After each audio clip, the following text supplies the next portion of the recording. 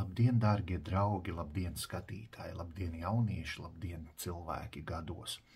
Tātad šodien atkal esam pulcējušies kopā, varbūt nedaudz netipiski piekdienā, bet kāpēc nē? Kāpēc nē? Jo piekdiena tā ir sarežģītas, grūtas nedēļas, darba nedēļas beigas. Un kas var būt labāks, kā atvilkt elpu no ikdienas steigas, no ikdienas kņādas un nepatīkamām emocijām un nodoties kultūrai vai tiešā konkrētāk poēzijai. Mēs kādu brīdi neesam tikušies dažādu iemeslu dēļ, un patiesībā visu šo laiku tomēr es esmu pavadījis tādā kultūras gaisotnē, un ļoti mani ietekmēja patiesībā, es pat teiktu, pamatīgas pārvērtības manā visā būtībā ir pēc tikšanās ar dzejnieku, kas varbūt plašākai publikai nav pazīstams, jauns perspektīvs dzejnieks, Robins Frīzenšnaucers, un viņš šobrīd strādā pie savas dzejoļu izlases, deģenerāta dienas grāmata. Un Robins man kā labs draugs deva iespēju ieskatīties viņa daļradē, ieskatīties viņa būtībā, ieskatīties viņa dziļākajos sirds nostūros, un redzētais draugi man pārsteidz, tiešām pārsteidz. Ar Robinu atļauju šodien nolasīšu vairākus viņa dzejoļus, un pilnīgi iespējams, ka Robins vēl kādreiz ļaus mums izmantot kādu no dzejoļiem, bet kā viņš pats stāsta, viņš ļoti satraucies, viņš gatavojās savai debijai, tātad kultūras jomā.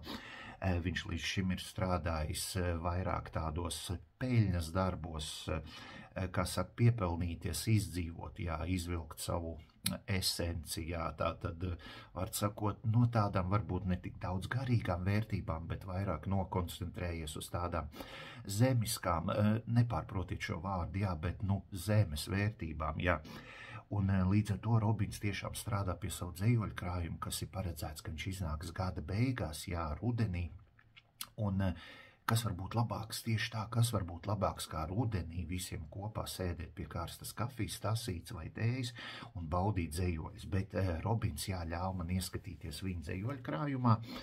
Ļoti patīkams, pārsteidzoši jauns cilvēks pats pa sevi, un arī viņa dzejoļi ir. Varbūt atkal kāds teiks, nē, tā tiešām ir kaut kāda kultūrai nepiederoša joma, tas ir kaut kāds tiešām deģenerātisms, tas ir pat varbūt savā ziņā nepieņēmami rupi un tā, jo Robins nevairās, viņš pievēršās gan intīmajai tēmai, gan kaut kādiem politiskiem notikumiem, gan gluži ikdienišķiem, tātad, respektīvi, viņš pārklāja ļoti plašu spektru, un katrs, es domāju, katrs jauns, vecs dzīvnieks atradīs sev kaut ko sev tieši piemērot. Un tāpēc droši vien nekavēsimies un dosimies viņa dzejoļu pasaulē, Viņš šodien piedāvā mums iepazīties ar 3, 4, 6 saviem dzejoļiem, jo dzejoļu krājumā es nemāku teikt, cik daudz būs, jo, cik es saprotu, viņš turpina rakstīt šos dzejoļus.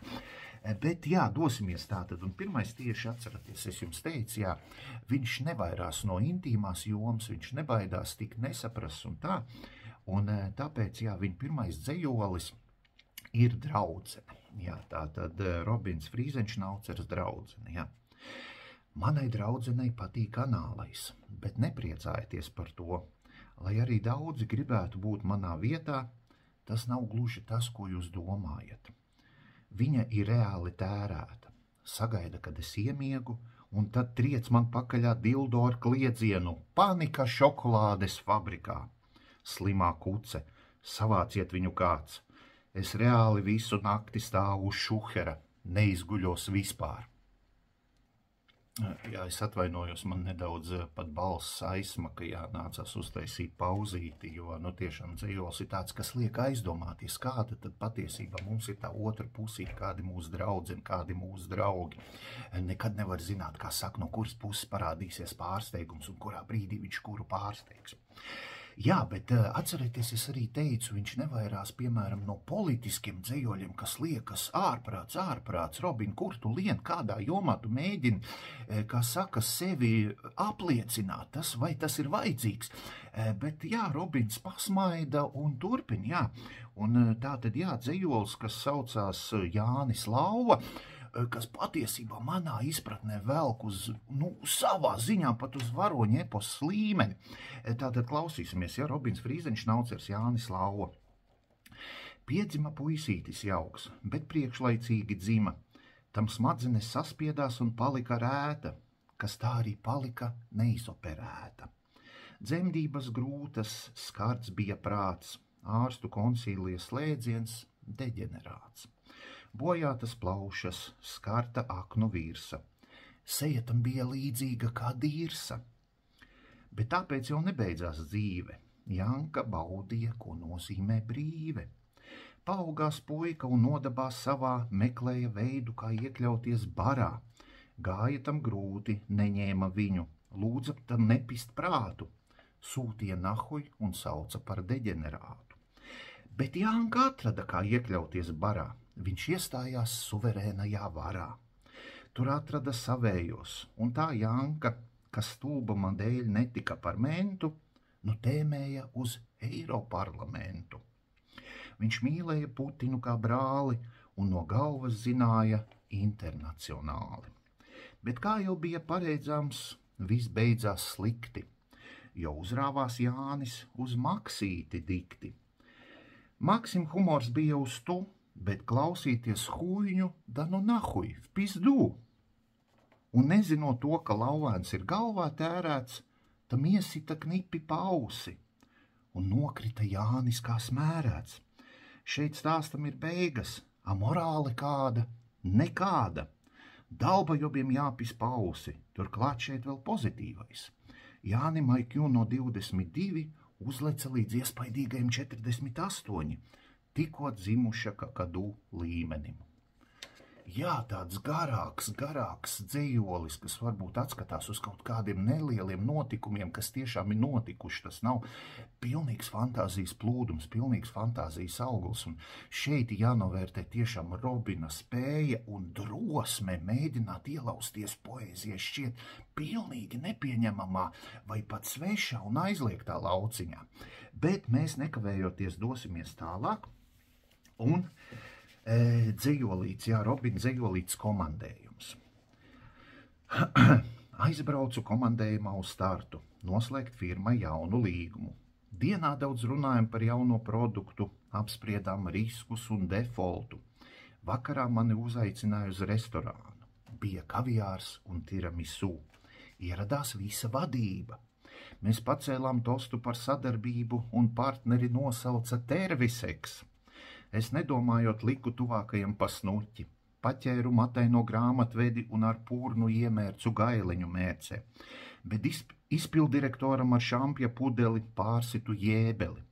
Jautāsiet, kāds pamats šai agresijai? Man vienkārši riebjās franči.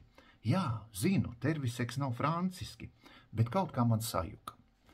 Tātad šiet varbūt banāls dzejols, bet padomājiet, cik viņā ir iekļauts iekšā notikumu, pārdzīvojumu, nesapratnes, dažādu kultūru sadursmes un tā tālāk. Tātad tiešām šeit ir dzejols, kas varbūt 3 reiz, 4 reiz jānoklausās, jāizlasa, un tad jūs varbūt sapratīsiet tieši šī dzejoļa esenci. Bet mēs nekavēsimies un dosimies tālāk. Un nākamais dzejols saucās psihoterapeits, vienkārši dzejolīts, jā. Tātad, jā, Aldis bieži domāja par pašnāvību un, lai atgūtu prieku, sāka apmeklēt psihoterapeitu, lai dzīvi nepazaudētu kā nieku. Bet laika viņš bija tik stulbs, ka pat psihoterapeits noteica, ka pašnāvības ideja nemaz nav tik slikta, pasūtīja viņu nahuj un nobloķēja WhatsAppā. Jā, šķiet neliels dzejols, īs, bet cik dziļi viņš ieskatās gan psihoterapeita, gan cilvēka, kas meklē palīdzību būtībā. Arī šim dzejolim ir vairāk jāpievēršās un viņš jāizpēt no dažādiem aspektiem. Bet mēs joprojām nekavējoties dosimies tālāk, ja? Un dzejolīts pārdzīvojums. Mamīt, paskat, ko es uzīmēju. Dēliņ, mamīt ir nogurusi. Mamīt, paskat, dēliņ rīt.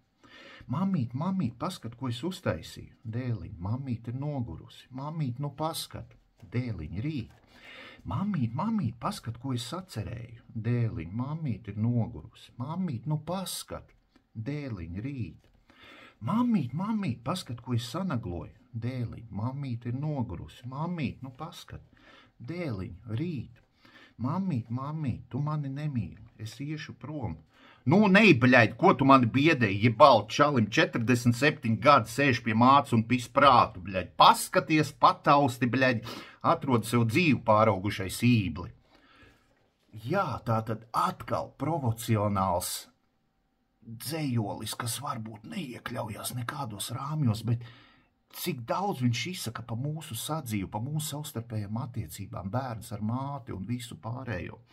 Jā, tā tad šāds dzejoļu krājums patiesībā būs rudenī pieejams jebkuram no mums, tiešām tiem, kam patīk poēzijas, varēs šos dzejoļus izmantot skolu literatūrā, viņas būs pieejamas bibliotekās un tā tālāk. Protams, varbūt Robinam radīsies problēmas ar izdevējiem, bet es domāju, ka tās tiks atrisināts, jo neba mēs esam tie, kas ir gatavi kaut kādā veidā nosodīt, kaut kādā veidā spriest tiesu un tā tālāk. To, lai dara poēzija pati, un poēzija kaut ko šādu ar prieku uzņem savā pulkā. Paldies, draugi, par šo jauko dienu, par šo jauko vakaru, ceru, ka jums patika, un cerams tiksimies vēl kaut kādos Robina dzejoļos, jo puisis tiešām ir jauks un varbūt ļaus ieskatīties mums šajā dzejoļu krājuma aizkulisēs. Lai jums lieliski nedēļas nogalu un tiekamies citreiz.